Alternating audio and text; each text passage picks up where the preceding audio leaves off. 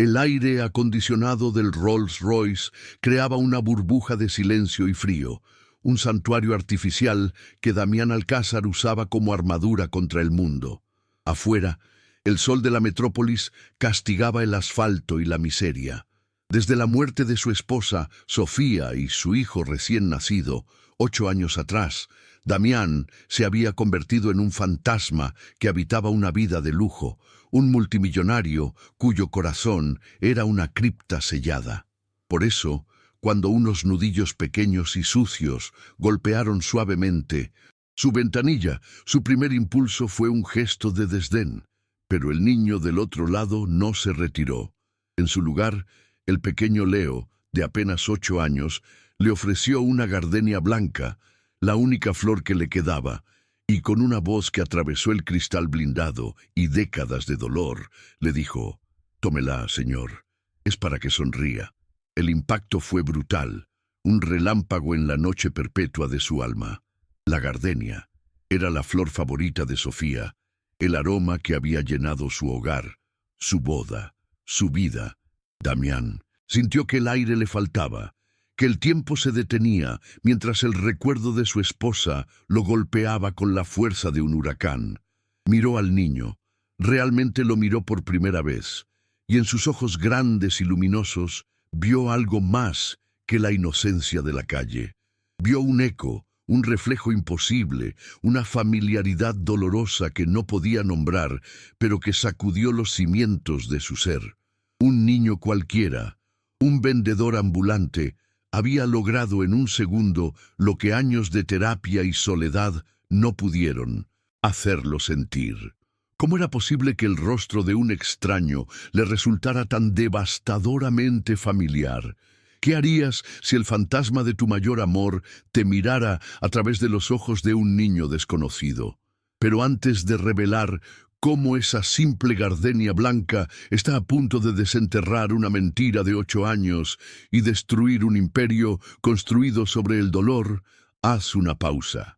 Si crees que el destino puede reencontrar a 2 almas separadas por la más cruel de las tragedias, deja tu like para enviarle una luz de esperanza a Damián y suscríbete ahora, porque la verdad que está a punto de salir a la luz no solo cambiará sus vidas para siempre, sino que te demostrará que el verdadero lazo entre un padre y un hijo es una fuerza que ni la muerte, ni el tiempo, ni la más vil de las traiciones pueden romper.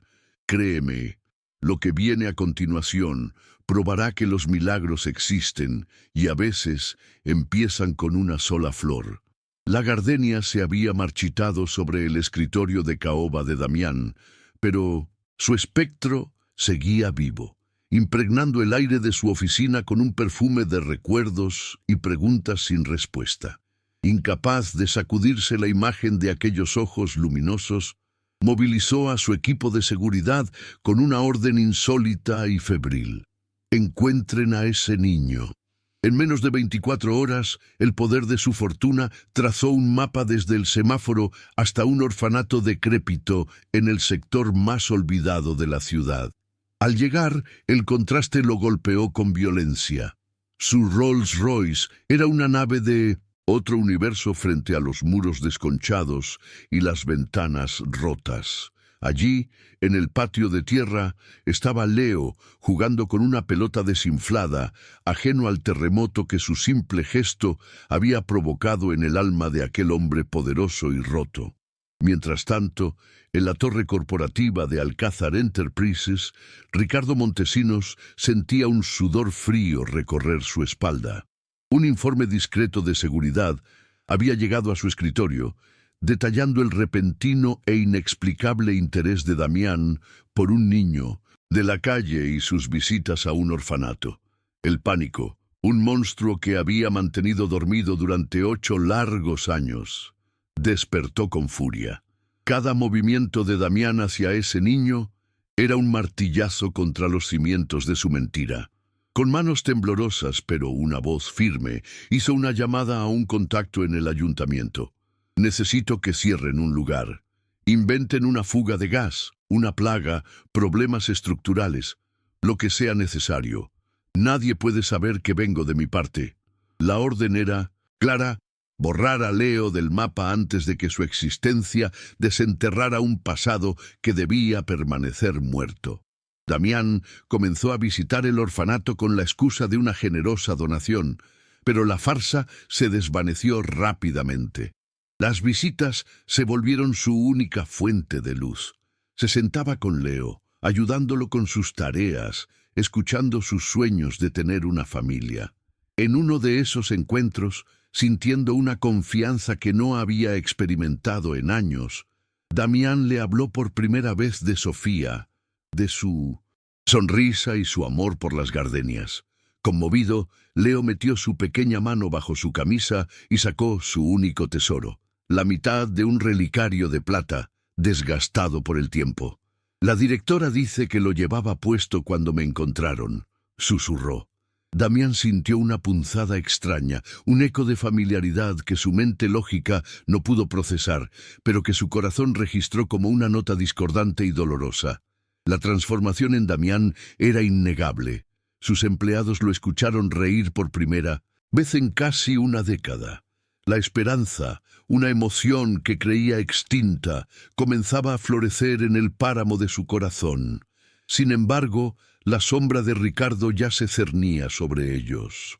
Una mañana, la directora del orfanato, con el rostro bañado en lágrimas, le entregó a Damián una orden de desalojo inmediata, citando graves e inexistentes fallas de seguridad. Damián, en su nueva faceta de protector, le aseguró que resolvería el problema, convencido de que se trataba de un simple error burocrático.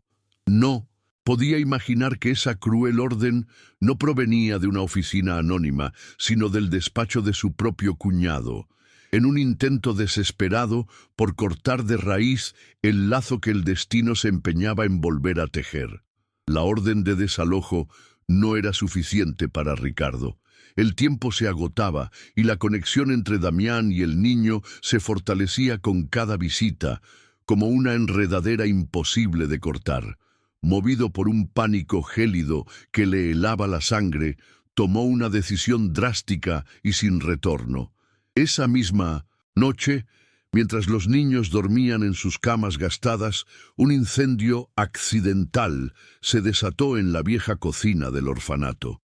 No fue un gran fuego, sino uno pequeño y calculado para generar el máximo terror y caos, llenando los pasillos de un humo denso y asfixiante que despertó a todos entre gritos y confusión.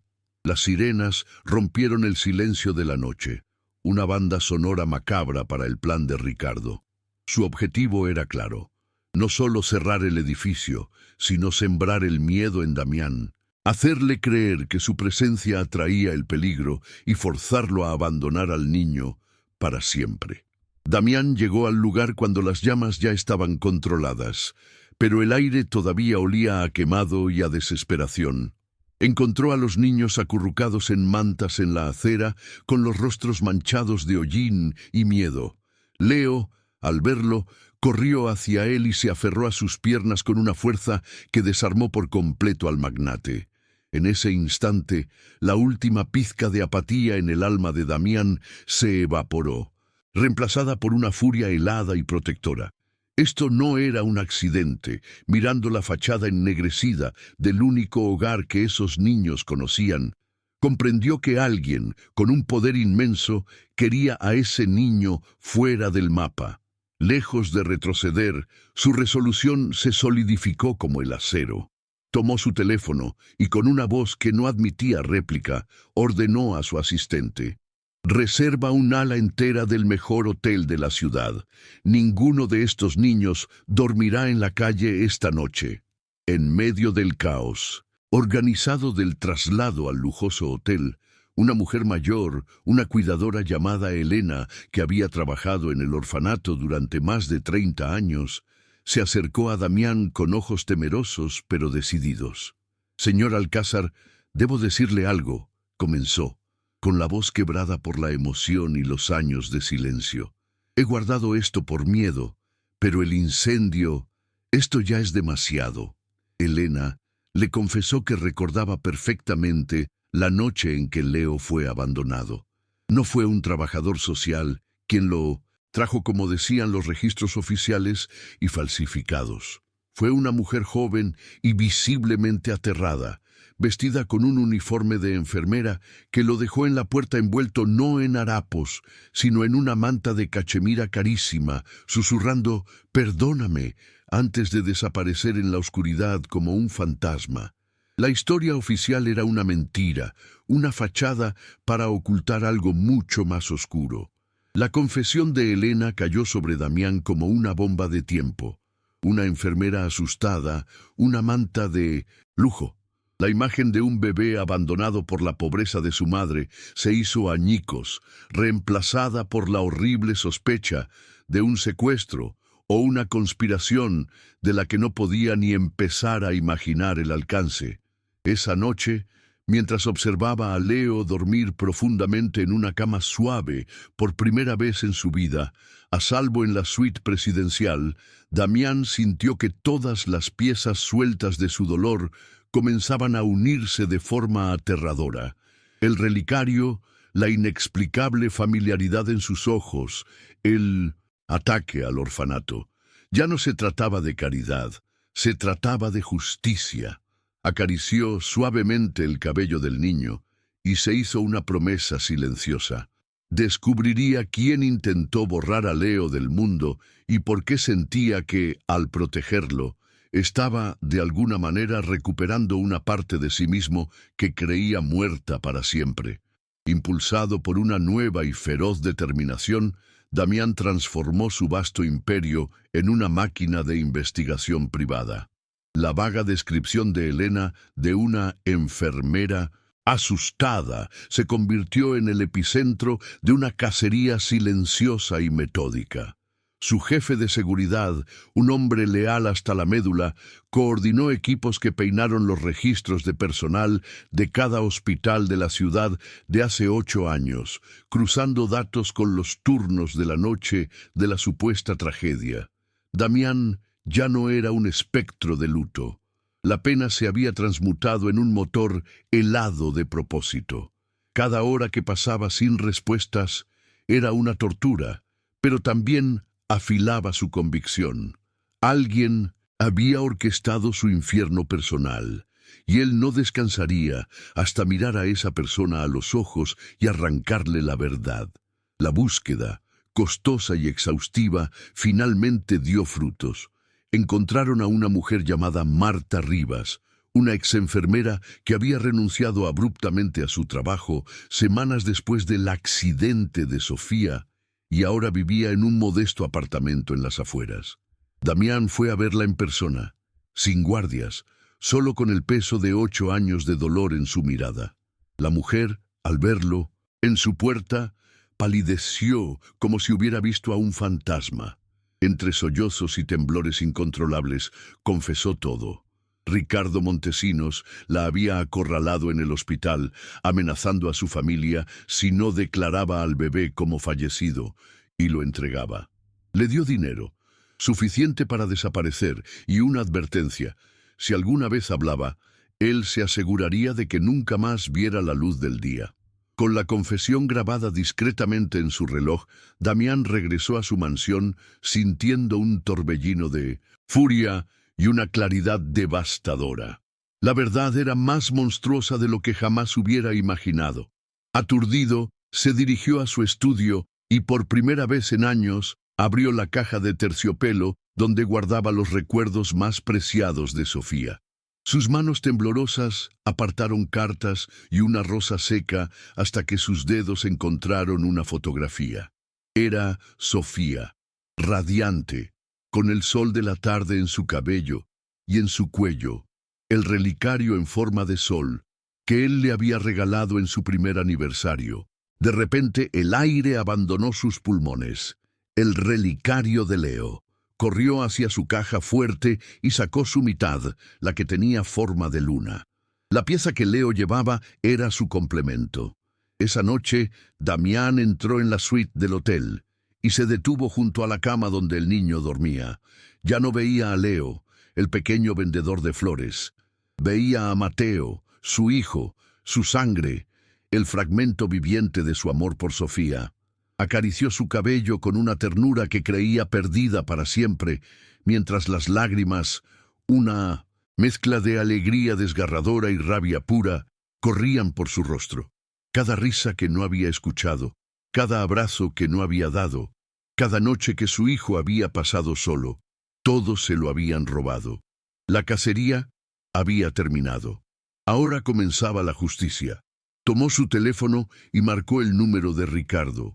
Su voz, cuando habló, era tranquila, casi serena, pero debajo de esa calma se agitaba el poder de un huracán a punto de desatarse. Ricardo, necesito que vengas a mi oficina. Tenemos que hablar de un asunto familiar. Ricardo entró en la opulenta oficina de Damián con una máscara de falsa preocupación y superioridad, una combinación que había perfeccionado durante años. El aire estaba cargado de una tensión casi palpable, un silencio que no era de paz, sino el que precede a la tormenta. Damián, me tenías preocupado.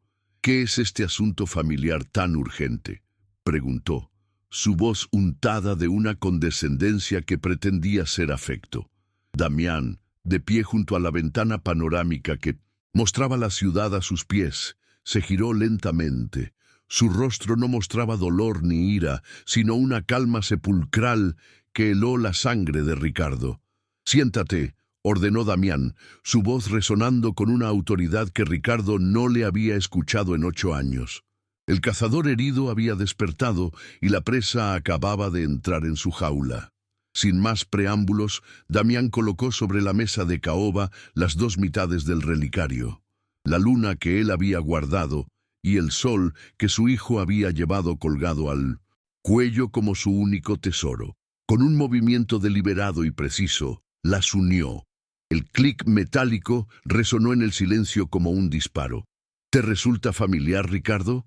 Sofía nunca se lo quitaba. Los ojos de Ricardo se abrieron de par en par, un espasmo de pánico puro que luchó por ocultar bajo una risa nerviosa. «Por Dios, Damián, es solo una joya. Tu dolor te está haciendo ver fantasmas donde no los hay. Estás obsesionado con ese niño de la calle». Pero Damián no se movió. Su mirada era como acero, desnudando cada mentira, cada evasiva. «No son fantasmas, Ricardo, es la verdad que intentaste enterrar. Quizás esto te refresque la memoria», continuó Damián, presionando un botón en su escritorio. La voz temblorosa de la enfermera, Marta Rivas, llenó la habitación, su confesión grabada detallando la amenaza, el dinero, la orden de declarar muerto a un bebé sano y abandonarlo. Ricardo se puso de pie de un salto, su rostro transformado en una máscara de furia y desesperación. «¡Cállala!», gritó, pero era demasiado tarde. Acorralado, la presa se convirtió en bestia. «Sí, fui yo lo planeé todo», rugió, el veneno de 8 años de envidia finalmente derramándose. «Tú siempre lo tuviste todo, la empresa, el respeto, a Sofía. Saboteé el coche para ti, pero fue ella quien lo condujo. Y ese niño era solo otro trofeo tuyo que debía desaparecer para que por fin fueras mío. Te lo merecías». En el clímax de su odiosa confesión, las puertas dobles de la oficina se abrieron de par en par. El jefe de seguridad de Damián entró, seguido por 2 oficiales de policía uniformados. La expresión de Ricardo pasó de la rabia a la incredulidad y luego al terror absoluto mientras las esposas se cerraban sobre sus muñecas. Su imperio de mentiras se había derrumbado en el mismo lugar que tanto había codiciado. Damián observó su arresto sin una pizca de triunfo, solo con el peso solemne de una justicia largamente esperada. Mientras se llevaban a Ricardo, humillado y vencido, Damián tomó el relicario completo en su mano. La guerra había terminado. Ahora, por fin, podía volver a casa para abrazar a su hijo. La justicia no le devolvía el pasado, pero le aseguraba un futuro. La caída de Ricardo Montesinos fue tan espectacular como silenciosa. La noticia de su arresto y confesión se manejó con la discreción que solo el dinero de Damián podía comprar, evitando el escándalo mediático, pero asegurando la justicia más severa. Mientras Ricardo era sentenciado a una larga condena por secuestro, intento de homicidio y fraude, su nombre fue borrado de la historia de Alcázar Enterprises, convertido en un fantasma, un mal recuerdo. Para Damián, la verdadera reconstrucción comenzaba lejos de los tribunales. Esa primera noche llevó a Mateo a la mansión no como un invitado, sino como el señor de la casa. Juntos, en silencio, guardaron la fotografía de Sofía en un nuevo marco de plata, y Damián, con la voz rota, le dijo: «Bienvenido a casa, hijo mío». En los meses siguientes, Damián Alcázar se desmanteló a sí mismo para renacer. Vendió acciones, delegó responsabilidades y desvió una fortuna para crear la Fundación Sofía y Mateo, un santuario para niños sin hogar que se convirtió en el nuevo corazón de su existencia. El hombre que una vez gobernó salas de juntas ahora aprendía a hacer el desayuno, a ayudar con la tarea y a escuchar las pesadillas de un niño que poco a poco dejaba de ser Leo para convertirse plenamente en Mateo. La mansión, antes un mausoleo de silencio y dolor, se llenó con el eco de la risa, el sonido de un balón rebotando en los pasillos y el aroma de galletas recién horneadas, borrando el perfume estancado de las gardenias marchitas con la fragancia vibrante de la vida. 5 años después, el sol de la tarde bañaba el inmenso jardín de la mansión. Damián, con el cabello ahora salpicado de plata pero con una energía juvenil en la mirada, le lanzó un pase a un Mateo de 13 años. El niño frágil de la calle había desaparecido, reemplazado por un adolescente seguro y lleno de luz, cuya sonrisa era un reflejo perfecto de la de su madre. Jugaban con la complicidad de quienes han reconstruido un universo juntos. «¡Cuidado, viejo, que te ganó!», gritaba Mateo entre risas. Damián solo sonreía. Cada risa de su hijo era una victoria, cada día juntos era el milagro que había esperado sin saberlo. Ya no era un millonario atormentado, era simplemente un padre, y esa era la mayor riqueza que jamás había conocido. La escena de felicidad se completó cuando una mujer de sonrisa cálida, Laura, a quien Damián había conocido dirigiendo la fundación, se unió a ellos con una jarra de limonada. Ella no había venido a reemplazar a Sofía, sino a sumar amor a una familia que había aprendido a sanar. Abrazó a Mateo con un afecto genuino y le dio un beso a Damián, un gesto que hablaba de un futuro construido sobre la verdad y la esperanza.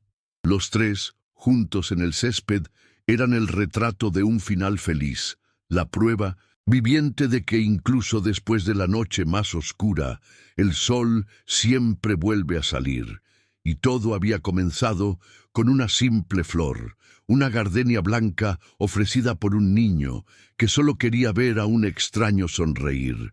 La jornada de Damián y Mateo prueba que el amor, forjado en el dolor y la verdad, es la fuerza más poderosa del universo. Si esta historia de redención tocó tu alma, comparte para que más personas crean en lo imposible y suscríbete para más relatos donde el bien siempre triunfa. No importa cuán sombría sea la noche. Juntos vamos a celebrar los giros del destino que demuestran que el verdadero hogar es donde el corazón finalmente encuentra la paz. La travesía de Damián y Mateo es mucho más que un reencuentro. Es la prueba irrefutable de que el destino a veces tarda en llegar, pero nunca se equivoca. Nos enseña que un corazón, por más blindado que esté por el dolor y la riqueza, puede ser derribado por el gesto más puro de bondad. Una sola gardenia, ofrecida por un niño que solo veía la tristeza en los ojos de un extraño, fue suficiente para desmantelar un imperio de soledad. Esta no es una historia sobre dinero o poder, sino sobre cómo los lazos invisibles del amor verdadero son más fuertes que la muerte, el tiempo y la más cruel de las traiciones. Es un recordatorio de que la verdadera herencia no se mide en cuentas bancarias, sino en los momentos de conexión que nos devuelven la vida. La vida de Damián y Mateo nos obliga a preguntarnos, ¿cuántos milagros ignoramos cada día? ¿Cuántas veces el universo nos envía una señal y la descartamos como una simple coincidencia? Su historia es un faro de esperanza para todos aquellos que han perdido a alguien, para los que sienten que su corazón está irreparablemente roto. Demuestra que la justicia puede tardar, pero llega con la fuerza de un huracán, barriendo las mentiras y devolviendo lo que fue robado. Es una lección poderosa sobre cómo las segundas oportunidades no son un mito, sino una realidad que aguarda a quienes se atreven a abrir su alma de nuevo, incluso después de haber sido devastados. El amor de un padre y un hijo se convirtió en la fuerza que reescribió el final más trágico. La historia de Damián y Mateo es la prueba de que el amor, forjado en el dolor y la verdad, es la fuerza más poderosa del universo. Si este relato de redención y justicia ha tocado tu alma, deja tu like para celebrar que el bien siempre triunfa. Comparte este video para que su mensaje de esperanza llegue a todos los que necesiten creer en los milagros.